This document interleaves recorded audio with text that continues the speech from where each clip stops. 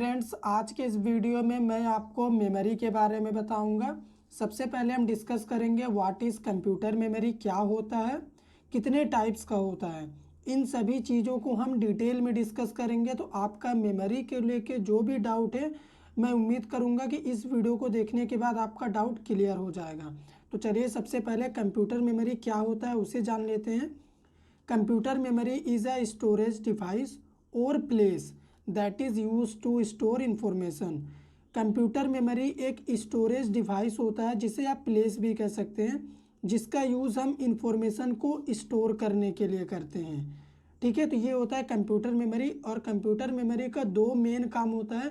सबसे पहला काम होता है इंफॉर्मेशन को स्टोर करना, इसीलिए हम इसे स्टोरेज डिवाइस कहते हैं।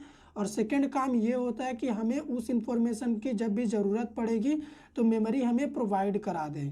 इसीलिए इसे मेमोरी को कंप्यूटर का याददाश्त भी कहा जाता है, क्योंकि जिस तरह हमें कुछ याद रखनी होती है तो हम अपने ब्रेन का यूज़ करते हैं, इसी तरह कंप्यूटर को जो भी याद रखना होता है वो अपने मेमोरी का यूज़ करता है। मेमोरी में रखा हुआ इन्फॉर्मेशन कंप्यूटर को हमेशा याद रहता है और ज़रूरत पड़ने पे इस मेमोरी से हम इन्फॉर्मेशन को ले भी सकते हैं।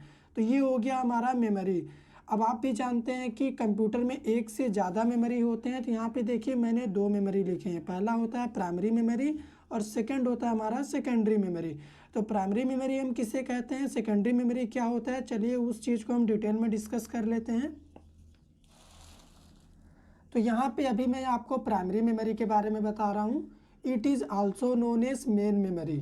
प्राइमरी मेमोरी को हम मेन मेमोरी भी कहते हैं। इसे मेन मेमोरी इसलिए कहा जाता है क्योंकि हम अपने कंप्यूटर में जो भी काम करते हैं वो हम प्राइमरी मेमोरी के थ्रू ही करते हैं। The memory unit that communicate directly with the CPU called primary memory. ऐसा मेमोरी यूनिट जो डायरेक्टली सीपीयू से कम्युनिकेट करता है उस मेमोरी को हम प्राइमरी मेमोरी कहते हैं।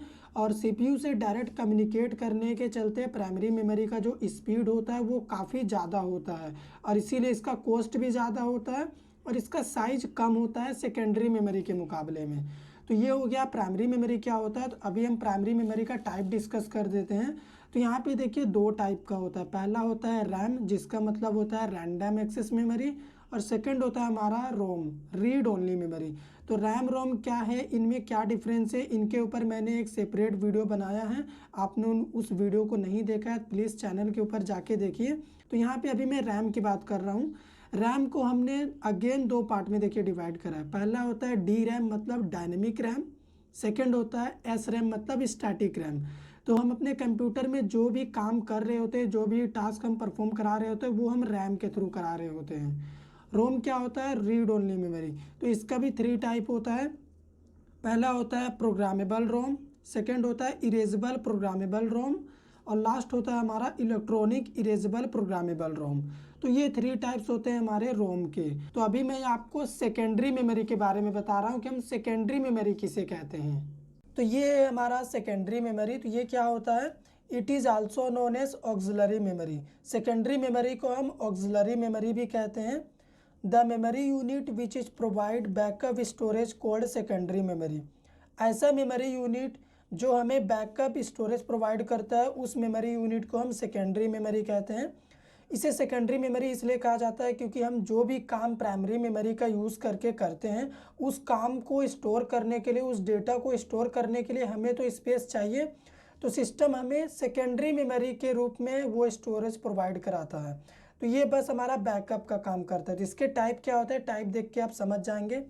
पहला होता है पेन ड्राइव। पेन ड्राइव आज के ज़माना का यूज़ होने वाला बहुत ही फेमस मेमोरी है, सेकेंडरी मेमोरी। इसे आप एक्सटर्नल सेकेंडरी मेमोरी कह सकते हैं। इसे चलने के लिए कोई पावर नहीं चाहिए होता है। ये देखने में काफ़ी छोटा और सिंपल होता है, जिसे कैरी करना बहुत आसान होता है।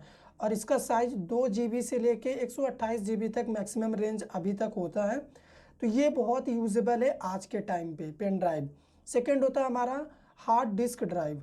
हार्ड डिस्क ड्राइव हम अपने सिस्टम में सेकेंडरी बैकअप के लिए करते हैं।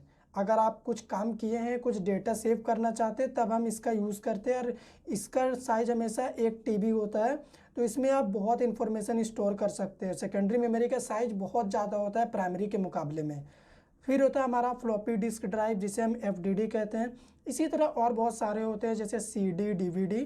तो ये हो गया हमारा सेकेंडरी मेमोरी। तो यहाँ पे मैंने मेमोरी यूनिट का पूरा चार्ट बना के रखा है, आप देख सकते हैं। तो उसे मैं समराइज कर देता हूँ कि हमने क्या क्या डिस्कस करा। प्राइमरी मेमोरी, सेकेंडरी मेमोरी, दो टाइप होता है मेमोरी का। प्राइमरी मेमोरी को अगेन टू टाइप में डिवाइड किया गया है। पहला होता है रैम, सेकेंड होता है हमारा रोम।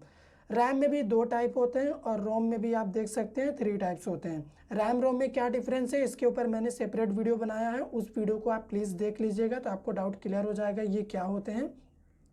सेकेंडरी में देखिए pen drive, hard disk, FDD, ये 3 मेमोरी जो कि सेकेंडरी मेमोरी का मेन पार्ट होते हैं। इसके अलावा भी सीडी, डीवीडी होते हैं।